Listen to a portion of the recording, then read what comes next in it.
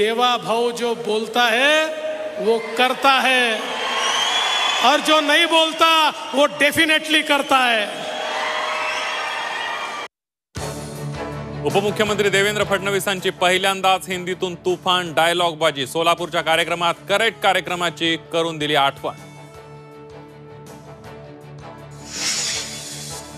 अजित पवार शिरूर मतदारसंघातून विधानसभा लढणार असल्याची सूत्रांची माहिती। बारामतीतून निवडणूक न लढवण्याचे दिले होते संकेत। शरद पवारांच्या उपस्थितीमध्ये हर्षवर्धन पाटलांच्या हाती तुतारी। सुप्रिया सुळेंच्या विजयामध्ये अदृश्य सहभाग असल्याचा हर्षवर्धन पाटलांचा गौप्यस्फोट। जी जबाबदारी द्याल ती पार पाडण्याची ग्वाही। माजी खासदार प्रिया दत्त पुन्हा काँग्रेसमध्ये सक्रिय। मुंबई काँग्रेसच्या जिल्हानिहाय आढावा बैठकीत प्रिया दत्त यांचा सहभाग।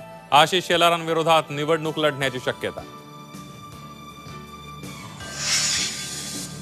अमरावतीत पुन्हा राणा विरुद्ध अडसूळ वाद। दर्यापुरात पार्सल नको राणांचा टोला। तर एकदा गप्प राहिलो आता गप्प राहणार नाही, लढणारच, अभिजित अडसूळांचा इशारा।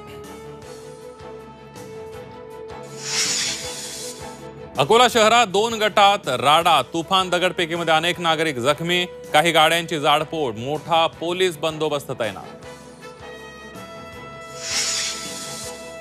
नवरात्रोत्सवात जळगावच्या मनीषा पाटील यांच्या लढ्याला मोठं यश। सुप्रीम कोर्टापर्यंत लढाई लढत सरपंचपद परत मिळवलं।